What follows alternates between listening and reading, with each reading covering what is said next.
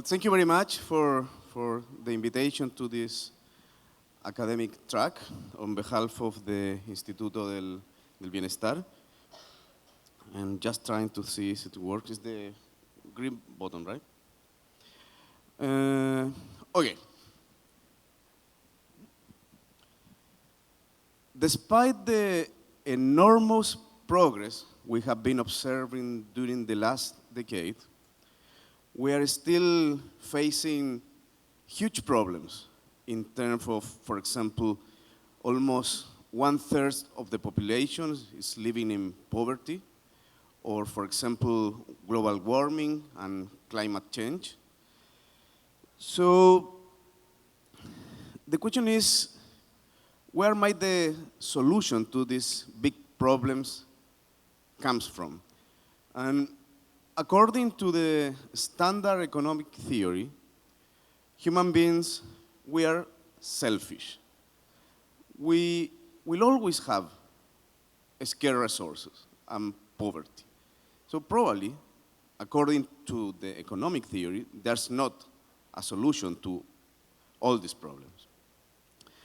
But if we see happiness research, we can find that happiness is good for individuals, good for our society, and good for the planet. So in summary, a couple of examples. Happier people fight stronger against poverty reductions, inequalities, show higher levels of altruism and environmental protection. And that's the reason that motivate us to create the Instituto del Bienestar, to show a new way to solve the human and society problems. But a very important question is, okay, if happiness is a path to solve this problem, how could we become happier?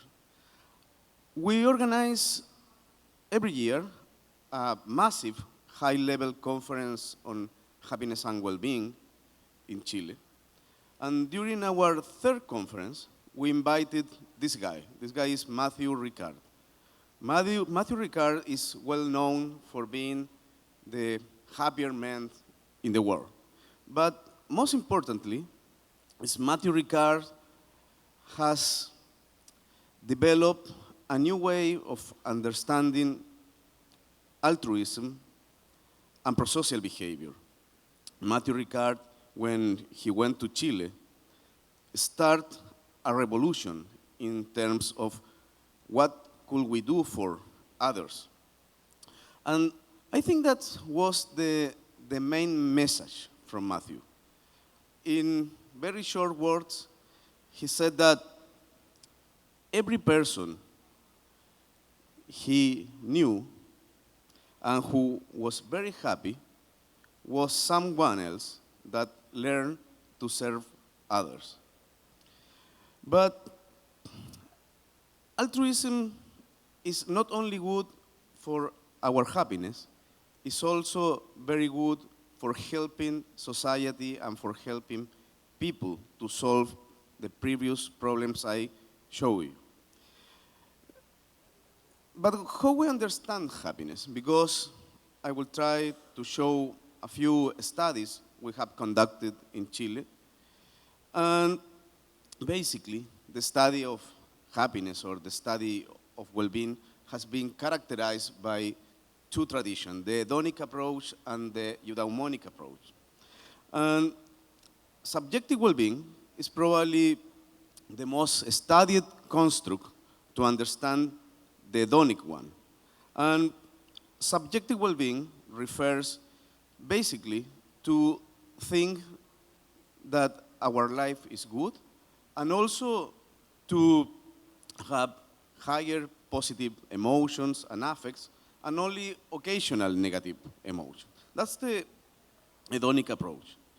If you try to look at or find in your iPhone or internet the word happy, you will probably see this kind of image. And that's the reason why most people assume that when we are talking about happiness, we are talking about joy or emotions. But happiness is much more than this. We have the second approach, the eudaimonic approach. And according to the eudaimonic approach, which is mainly the Aristotelic traditions, well-being does not consist only on pleasure and emotions. Well-being is the actualization of human potentials, meaning, and self-realizations. There are several approaches to study eudaimonic approach, but in particular, I work a lot with the self-determination approach. Self-determination is a theory about human motivation and personality and optimal human functioning. And DC and Ryan, they developed the theory in Rochester more than 4 decades ago, state that the key for well-being is to satisfy our psychological needs for autonomy, for competence, for relatedness. That's the second approach. So we have the hedonic approach, the eudaimonic approach, and we have a third approach. Seligman developed the flourishing approach. He said that well-being is not only hedonic nor eudaimonic, it's something like combines both, and there's 5 factors for Seligman, and each letter represents one construct for well-being. For example, P is positive emotion, and M is meaning. Okay, what we did, I just want to share you some results of our research in Latin America. Most studies about altruism and happiness are cross-sectional. So basically, you measure the variables at the same time, and it doesn't allow to imply causality, for example. If you find a link between happiness and altruism, the question is happiness causing altruism or altruism causing happiness? So the first thing we did was a longitudinal study to see cause and effect patterns. And the most important things we found is we used 3 different measures to test the link between altruism and happiness. For example, the first measure you see there is the hedonic approach. So we collected measures for subjective well-being, life satisfaction, and emotion. And what we found is a strong reverse causal link. So what does it mean? That when your subjective well-being increases, you are more altruistic. So happier people is more altruistic. But also the reverse link. When you are more altruistic, you are more happy from the hedonic approach. Then we tested the eudaimonic approach from the SDT, self-determination theory, basic psychological need. And we found exactly the same. When you satisfy more your psychological needs, or when you are happier from the eudaimonic approach, you are more altruistic. But also, when you are more altruistic, you feel your needs are more satisfied. And that's, again, a causal link. And thirdly, and finally, we tested the Seligman approach, and we found exactly the same. When people have higher levels of flourishing, they are more altruistic. So when people is happier from the flourishing or Seligman approach, they are more altruistic. But the reverse link is also possible. So when you are more altruistic, you flourish more as a person, as a human being. I love this quote from Washington, which he said, "Happiness and moral duty are inseparably connected." So basically, if we move to a more altruistic society, as a human being, we will become happier, but also we will be helping the planet. Altruistic, there's no one definition for altruism, but altruism could be donating time, money, volunteering, protecting the environment, etc. The point is that altruism is good for the people, for the society, and for the planet. That's the reason why we deeply believe in what Matthew Ricard said in terms we have to move to an altruistic society. If we keep thinking that we are selfish, and that's the key for the capitalistic system, probably we won't find a solution for poverty, for inequalities, for the destruction of the planet. That's the reason why we urgently need to move to an altruistic society. When Matthew Ricard went to Chile, he gave amazing talks. And he gave us his picture. He's a very famous photographer, and that's a real picture of animals. Have a look at this one. Or there's another one. If animals easily could be altruistic and cooperative, as you said, why human beings can't? That's the message. That's the Chilean team, and thank you for listening. And there's one small point. I have a friend from the Chilean team, he's Roberto. He wants to share a few things about what he has seen in the world about altruism, but basically about smiles. He have a wonderful project, and our research also showed that when you smile more, you are in better positions to help the planet. And just a couple of minutes for Roberto Goron. Thanks. Hi, thanks so much, Wencho. It's been a journey, a 4 years journey about self-discovery. I didn't even know that I will be doing something like this. I want to introduce you this little dog here. His name is Robbie. And we will traveling together because we were trying to find out what happiness means. At some point in my life, I thought I was a successful guy. Like, I found something that motivated me because I have my own business and I was doing really well. And I thought, that's it. But at one point, I realized that it wasn't enough. It's like, I want more. And I was looking for something more meaningful. But I wasn't able to stop because everything was happening so fast that I realized maybe it's not the right time now.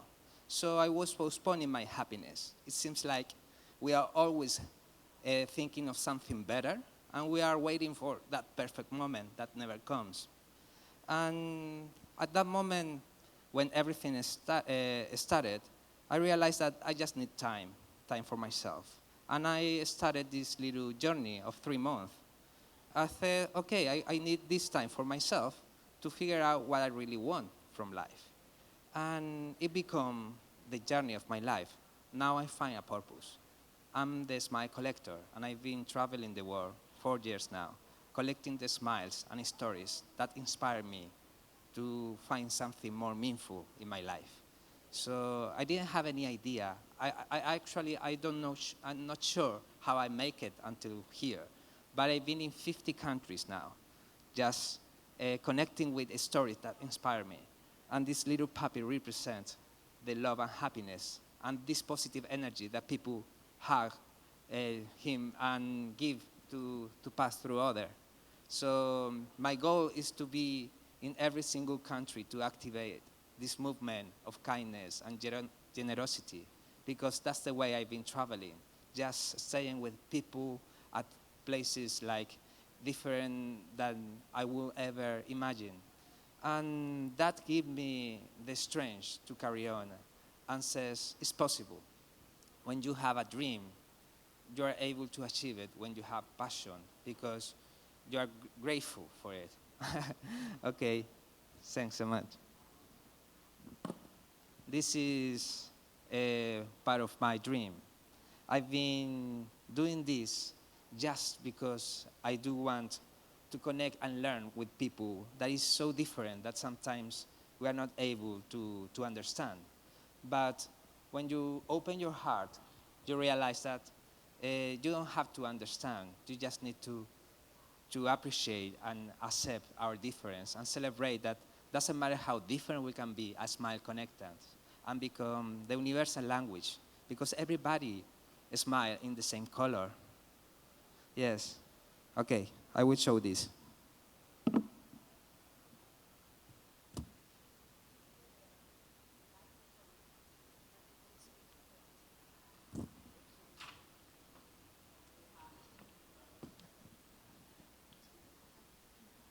was That is from our other project. yeah, yes. It's just because you're not just collecting a smile, you're spreading love and happiness. So it feels like I'm a messenger of love and ambassador of happiness. And people in this picture, you can really see that in the, even we are different, everybody is able to connect with this positive emotion. And I truly believe that a smile is the manifestation of gratitude in your heart. And from the moment you're grateful for life, you are not afraid to take risk to achieve your dreams. And that's what I'm doing. And that's what I want to share with you guys. So if you see me out there, please ask me for a hug, and I will collect your smile to share it with the world. That's what I want. Thanks so much.